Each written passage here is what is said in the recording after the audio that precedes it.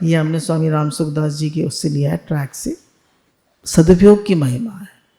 बोले शास्त्रों में जो मनुष्य शरीर की महिमा करी गई है, तो उनका शास्त्र मनुष्य शरीर की इतनी महिमा नहीं है, उसके सदुपयोग की महिमा। कैसे? बूढ़ा हर प्राणी मात्र में इच्छा रहती है मैं सुख से रहूं, मैं आराम से रहूं, मुझे कभी दुख ना हो, मेरे जीवन में आनंद शांति हो। तो बोले मनुष्य शरीर ही एक ऐसा शरीर है जिसमें उसको पूर्ण आनंद शांति प्रेम मिल सकता है। मनुष्य शरीर एक ऐसा शरीर है जिसमें उसको पूर्ण आनंद शांति प्रेम मिल सकता है, पर फिर भी वो क्षणिक सुख के पीछे अपने जन्म को गंवाता रहता है। उस एवरलास्टिंग हैप्पीनेस है ना, उस एवरलास्टिंग हैप्पीनेस के लिए कोई कोशिश नहीं करता। उस परमानेंट ब्लिस के लिए जो कि हमारा अपना स्वरूप है, सहज सुख राशि, ईश्वरंच जीव अविनाशी, चेतन अमल, उसमें मल भी नहीं है, चेतन अमल सहज सुख राशि, जो सहज सुख राशि, उसके लिए कोई कोशिश नहीं करता। शांति आनंद प्राप्त कर सकता है, महान शांति प्राप्त कर सकता है, और दुखों का लेश भी न रहे उसके जीवन, जरा भी दुख ना रहे। तो बोले ये केवल मानव शरीर में ही प्राप्त हो सकता है, और कोई शरीर ऐसा नहीं है दुनिया में, चाहे चिड़िया का हो, चाहे जानवर का हो, चाहे किसी का भी हो। ऐसे तो काकभुसुंडी जी कथा आती है, पर वो रेयर चीज़ है। पता है, मनुष्य शरीर एक ऐसा शरीर है जिसमें हम पूर्ण आनंद शांति प्राप्त कर सकते हैं, भगवान को प्राप्त कर सकते हैं, और दुखों का लेश भी न रहे ऐसा पुरुषार्थ कर सकते हैं। बोला बल विद्या बुद्धि हमारे पास कुछ भी है, सबकी सदुपयोग की महिमा है। उसका सदुपयोग हम कहाँ करते हैं? बोले अगर हम उसका दुरुपयोग दूसरों को दुख पहुँचाने में करते हैं, है ना, तो वो दुख ही दुख है, और उसका सदुपयोग हम सबको सुख पहुँचाने में करते हैं। अब देखिए, हम पैसे से भी किसी की हेल्प करेंगे तो कितना कर सकते हैं, पर सत्संग की सेवा, इसमें हम अनंत लोगों को सुख दे सकते हैं। तभी कहा ज्ञान यज्ञ सबसे बड़ा है। बोला सदुपयोग क्या है मनुष्य शरीर का? कि परमात्मा की प्राप्ति कर लिए। बोले परमात्मा की प्राप्ति के लिए बहुत से लोग चलते हैं, सुनते भी हैं, है ना। हमारे यहाँ कितने लोग, हम सब सत्संग सुनते हैं, पर फिर भी जब भी करते हैं, तीर्थ भी जाते हैं, सब कुछ करते हैं, पर वास्तविक उन्नति नहीं हो रही। क्यों नहीं हो रही? जितनी उन्नति होनी चाहिए उतनी नहीं हो रही। क्यों नहीं हो रही? वास्तविक उन्नति नहीं हो रही, क्यों नहीं हो रही? तो क्या है, जो संसार के सुख हैं, भोग हैं, तो उनमें हम लगे हुए, हमें हर समय सुख आराम चाहिए। कि भगवान, देखिए धन कमाने में कितनी भी तकलीफ आ जाए, है ना, हमें खड़े होके जाना पड़े। जैसे भी एक साधक जो है, उसको अमेरिका जाना था, 48 घंटे में अमेरिका पहुंचा, जबकि 18-19 घंटे की फ़्लाइट है। तो कई बार ब्रेक करके फ़्लाइट जानी पड़ी, पर सब दुख मोल ले लेंगे। किसके लिए? पैसा कमाने के लिए। भगवान के लिए थोड़ी भी दुख कष्ट आए तो, भजन करने में थोड़ा भी दुख कष्ट आए, सेवा करने में थोड़ा भी दुख कष्ट आए, करेंगे? बोलिए, नहीं करेंगे। सत्संग के लिए भी जाएंगे तो सुख आराम मुझे कैसे मिले?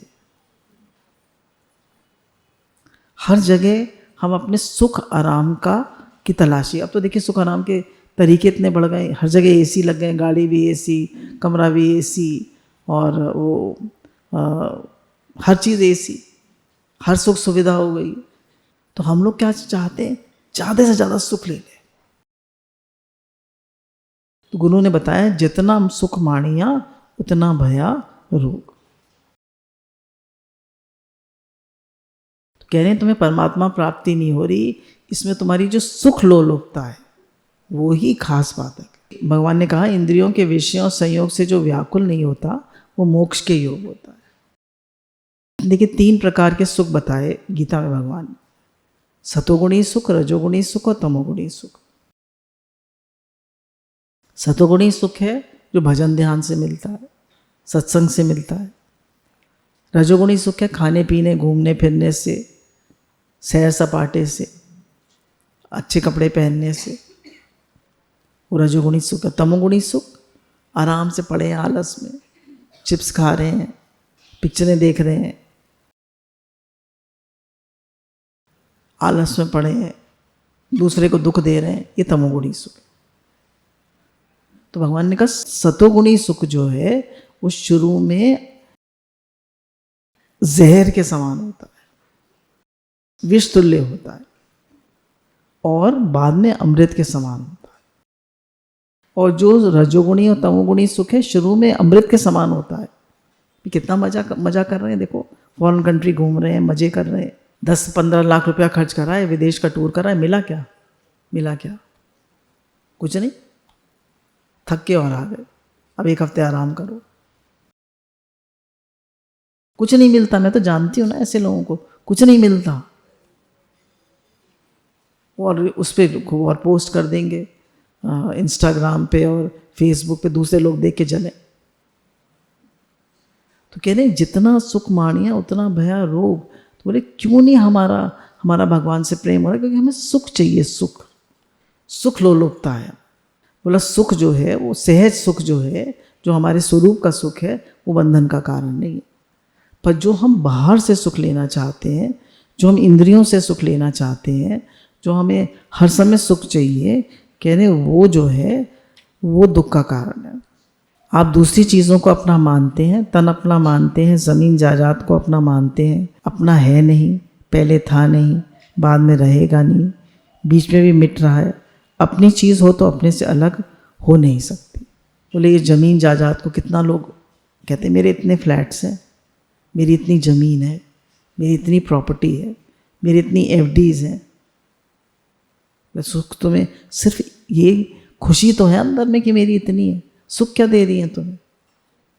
और तुम सेवा क्या कर रहे हो? एक दिन सब छोड़ के मर जाओगे। वो कुछ काम आई, सेवा हुई, तो बार बार ये विचार करना चाहिए, जो संग्रह कर गए उसका 1% भी पुण्य नहीं मिलेगा, और जो सबके लिए लगा दिया उसका पुण्य मिलेगा, वो साथ जाए। हे नाथ, हे नाथ। अब उनका संसार में जितना भी सुख है वह रहने वाला नहीं है, वर्तमान में भी हमसे दूर जा रहा है। मानव शरीर भी बड़ा प्रिय लगता है ना? ये शरीर कितना प्रिय लगता है। अच्छे अच्छे कपड़े पहनाते हैं, इसको अच्छे से रखते हैं, अच्छी अच्छी ज्वेलरी पहनाते हैं, सब करते इस शरीर के लिए। क्या नहीं करते? एक्सरसाइज, वॉकिंग, इसके लिए। बोला ठीक है, परमात्मा प्राप्ति के लिए कर रहे हैं तो ठीक है। बाकी जो भी कुछ कर रहे हैं तो ये शरीर स्वस्थ रहे ताकि भजन हो सके, सत्संग हो सके, इसलिए ठीक है। बाकी सुख के लिए कर रहे हैं तो सब बेकार। बोले ये शरीर जो है, जब हम बर्थडे मनाते हैं तो हम कहते हैं आज हम 50 साल के हो गए, हम 60 साल के हो गए, 70 साल के हो गए। बोले 70 साल, 50 साल, 60 साल आपकी उम्र में से कम हो गए, कम हो गए। तो क्या करना चाहिए? खुशी मनानी चाहिए। हैं? जाग जाना चाहिए। अब मानी 100 साल का तो कोई होता नहीं है, अब 70 साल के हो गए, 68 साल के हो गए, अब कितने रह गए? 80 साल के होंगे तो 10-12 साल रह गए। मरोगे नहीं, ये शरीर मरेगा नहीं, आप लोग सब ये शरीर मरेंगे नहीं, जाएंगे नहीं। क्या तैयारी करी, क्या तैयारी कर रहे हैं? बोले ये शरीर से सुख होता है तो फिर दुख भी होता है ना? सारे दुख किससे होते हैं? मन से और शरीर से। एक दुख आ जाता है तो सारे सुख बेकार कर देते हैं। आपके पास पैसा भी है, आपके पास सुख आराम भी है, आपके पास गाड़ी भी है, आपके पास सब सेवा वाले बच्चे भी अनुकूल हैं, फिर भी एक दुख आ गया तो सारे सुख बेकार। बोले जिस दिन आपकी उम्र ख़त्म हो गई तो उस दिन अब मरना पड़ेगा। ठीक, रख लेंगे एक सांस भी नहीं रख पाएंगे, उसमें हमारी बल बुद्धि कोई काम नहीं आएगी। ये तो देखिए पहला पॉइंट था। अब दूसरा पॉइंट क्या है? रुपयों को लेकर कहते हैं बड़े रुपए हो गए, क्या रुपयों से मौत से बच पाओगे? रुपयों को हम इतना महत्व देते हैं, पर गुरु कहते हैं रुपए कुछ नहीं है, कागज है, कागज। अब देखिए money is a good servant. अब एक भंडारा भी करना है तो धन चाहिए, कोई भी काम करना है तो धन चाहिए। पर जहाँ अपने साधन की बात आती है, भजन की बात आती है, अपनी उन्नति की बात आती है, भगवान की बात आती है, वहाँ पैसे का कोई महत्व नहीं। समझ रहे हैं? ऐसे नहीं हम कह सकते कि पैसा बेकार है, पर money is useless in comparison to God. जहाँ भजन की बात आती है, जहाँ अपनी उन्नति की बात आती है, वहाँ पैसे का कोई महत्व ही नहीं है। पैसे से आप भजन नहीं कर सकते। बोले पैसे से क्या मौत से बच जाओगे? क्या बल आदि से मौत से बच जाओगे? मतलब मरने का समय भी आया नहीं है। कह रहे जो हमारे पास धन है वो सब है, उससे भी ज़्यादा कीमती है समय। और उस समय को हम कहाँ लगा रहे ना? धन से भी क्या कीमती है? समय। सबको समय बराबर मिला है। हम सबको 24 घंटे मिले हैं। कोई तो 24 घंटे में भजन भी कर लेता है, घर का भी काम कर लेता है, सब काम कर लेता है। और कोई भजन भी नहीं कर पाता, घर का भी काम नहीं कर पाता, वो कुछ भी नहीं कर पाता, अपना ध्यान भी नहीं कर पाता। तो कमी किसकी है? हमारी। कमी किसकी है? हमारी कमी। कोई सब कर लेता है, उसे भी तो 24 घंटे मिले, हमें भी 24 घंटे मिले। तो बोले एक दिन छट से हम वो शरीर छूट जाएगा, फिर हमको मास्टर मैसेज मिलेगा जो करना था नहीं करा। गुरु भी मिले, सत्संग भी मिला, फिर भी तुमने अपना करने वाला काम नहीं करा, भजन नहीं करा, भगवान को याद नहीं रखा। अंत पल तुम्हें भगवान याद नहीं आए। कलयुग नाम आधारा, सुमिर सुमिर नर उतरे ही पार, बता रहे हैं गुरु रोज। बोले समय को किस में लगाना है? जो सबसे दुर्लभ तत्व है वो प्राप्त हो सकता है समय से। समय को भगवान के जप कीर्तन में लगाया जा सकता है, ध्यान में लगाया जा सकता है। तत्व का विचार करें। कह रहे जप, ध्यान, सत्संग, तत्व का विचार, इस सब में समय को लगाओगे तो उन्नति ज़रूर होगी। कह रहे सबको अधिकार है कि हम सबको समय मिला है, अपने समय का सदुपयोग करें और अधिक से अधिक भजन करें। सुमिरनी या काउंटर अपने हाथ में ज़रूर लगा के। आपसे नहीं होता तो कोई बात नहीं, सुमिरनी लगा के रखिए। उससे क्या होगा कि कुछ तो याद आए। नहीं तो काउंटर लगा, हर एक कोई काउंटर नहीं कर पाता। बार बार ऐसे ऐसे करने से ये ब्रेन का पॉइंट होता है ना, तो किसी किसी को घबराहट हो जाती है। तो आप सुमिरनी रखिए, उससे स्मृति बनी रहती है। भगवान की हर समय स्मृति बनी रहे और एक हमारी दृष्टि बने कि है ही भगवान। दो ही काम है हमारे, भगवत स्मृति बनी रहे और ये भाव बना रहे कि है ही भगवान। और दूसरा काम क्या है? दो काम है, तभी मनुष्य शरीर सार्थक है। एक तो भजन करें, भगवत दृष्टि बनाए और सेवा करें। सेवा पहले घर के लोगों की सेवा करिए, जो घर मिला है उसमें ठीक से सेवा करिए, घर को साफ सुथरा रखिए, सबका ध्यान रखिए। और फिर जो बाहर सेवा कर सकते हैं वहाँ सेवा करिए। खाली हाय पैसा हाय पैसा हाय पैसा ऐसे मत करिए। पूत सपूत तो क्यों धन संचय, पूत कपूत तो क्यों धन संचय। सपूत होगा तो खुद कमा लेगा, कपूत होगा तो उड़ा देगा। किसके लिए धन संचय कर रहे? कह रहे हैं किसके लिए तुम परेशान हो रहे हो? महान रक्षा करने वाले भगवान हैं, किसी में ताकत नहीं रक्षा कर सकते। किसी में ताकत है आपकी रक्षा कर सके? उनको तो हम भजते नहीं। महान रक्षा करने वाले कौन है? भगवान। उनको तो हम भजते नहीं हैं। और संसार को बढ़ाने में, संसार को इकट्ठा करने में, पैसा इकट्ठा करने में, नेटवर्किंग करने में लगे पड़े। बोले सुख भोग की जो इच्छा है वो महान बाधक है।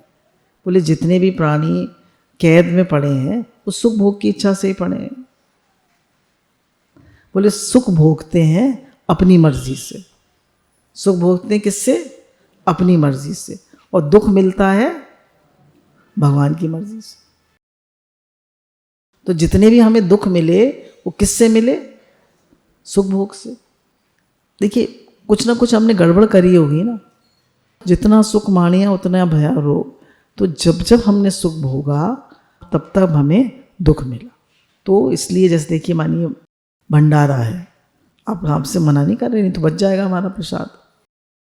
तो प्रसाद पाइए, पर जितना 80% शरीर पेट भरिए, कुछ जगह उसके लिए भी छोड़ दीजिए, हवा पानी के लिए, आकाश तत्व के लिए। हमने ज़्यादा खा लिया तो फिर कहेंगे गैस ऐसे, बोले उनके यहाँ पर भंडारा प्रसाद पाया तो गैस एसिडिटी, उससे नहीं, आपने ज़्यादा खा लिया। तो कह रहे हैं जब जब आपने सुख ज़्यादा भोगा तो आपको दुख मिला, आपको नरक मिला। तो किसी भी चीज़ में आप सुख ज़्यादा लेंगे तो आपको नरक मिलेगा, दुख मिलेगा। भगवान ने बता दिया जो दुख है वो सुखों के कारण है। सुख नहीं भोगोगे तो किसी की ताकत नहीं दुख दे सके। कि मान बढ़ाई का सुख भोगते हैं, सुख आराम का सुख भोगते हैं, दूसरे मेरी सेवा करें इसका सुख भोगते हैं, सब मेरी बात माने, मेरे कहने में चले, हुक्म चलाते हैं, इसका सुख भोगते हैं। तो बोले सबसे क्या होता है? दुख मिलता है। दूसरों में दोष दृष्टि रखते हैं। कह रहे साधन करते रहने पर भी सुख लेना नहीं छोड़ते, इसलिए साधन की सिद्धि नहीं होती।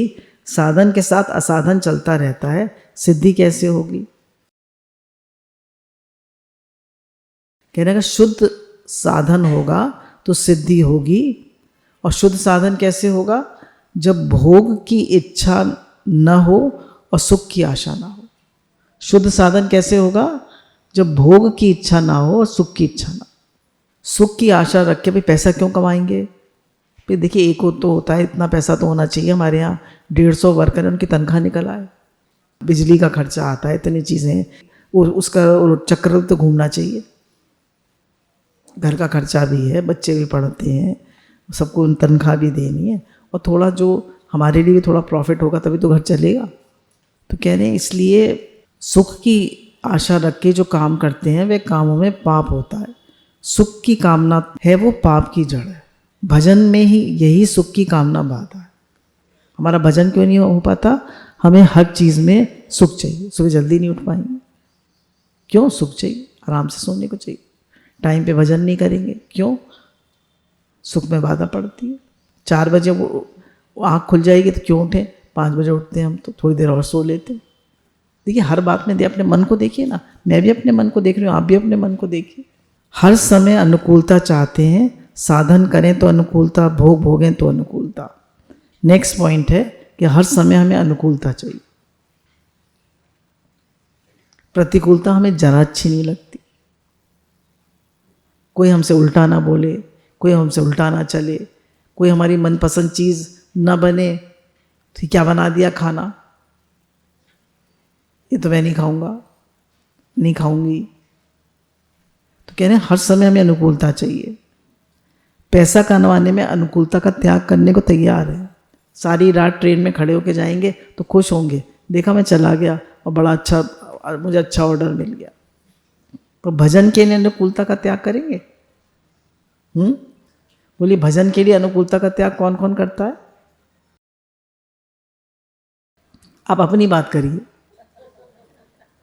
भजन के लिए अनुकूलता का कौन कौन त्याग करता है? ये नहीं करते ना। पैसा कमाने के लिए सब करते हैं। कह रहे हैं जो धन है वह यहीं रह जाएगा, उसके लिए तकलीफ भोग लेते हैं, पर परमात्मा जो हर समय साथ है और साथ ही रहेंगे, उनके लिए तकलीफ भोगने को तैयार नहीं।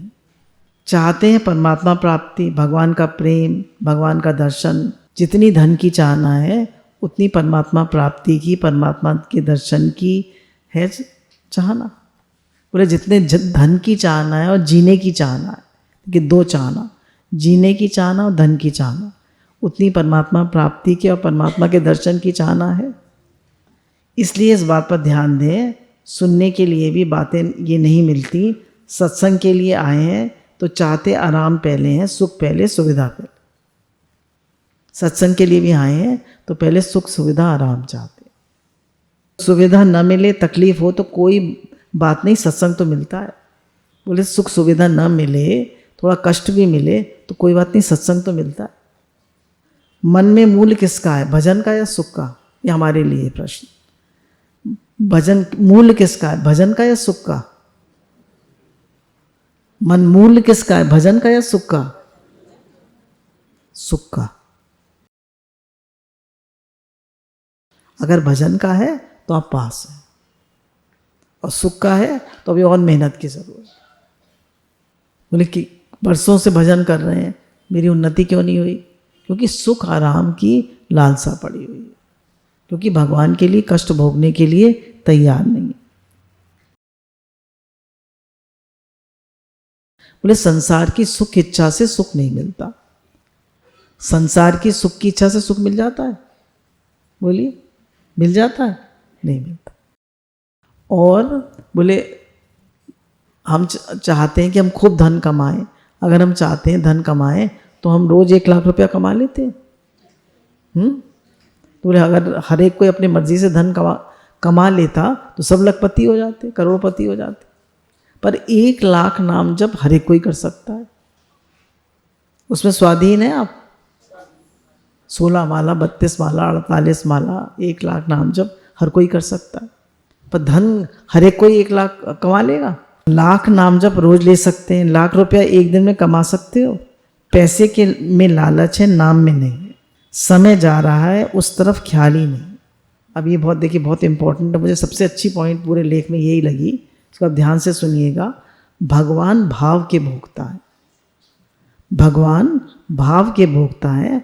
आपके भीतर भाव क्या है, लालसा क्या है, रुचि विचार है, आपकी प्रवृत्ति किधर है, आपका मन किस में है, आपका मन बिना लगाए किस में लगता है। भगवान सब देखते हैं, भगवान सब जानते हैं। भगवान भावग्राही। आप भगवान को चाहते हैं, संसार को चाहते हैं, पैसे को चाहते हैं, आप किसको चाहते हैं? आप मान बढ़ाई आराम को चाहते हैं, अपने घर परिवार को चाहते हैं, या भगवान को चाहते हैं? भगवान सब जानते हैं, भगवान भावग्राही। अंदर में देखिए, अब हम भगवान को तो नहीं कर सकते, धोखा दे सकते। तो अगर नहीं भी हम भगवान को चाहते तो कम से कम प्रार्थना तो कर सकते हैं कि भगवान हम आपको चाहें, आप हमें अच्छे लगे, आप हमें प्यारे लगे। कम से कम प्रार्थना तो कर सकते, संकल्प तो कर सकते। भगवान का भजन नकली करते हैं, हृदय से कहाँ होता है? हृदय से भगवान को पुकारो तो भगवान दूर थोड़े हैं, दौड़े आएंगे।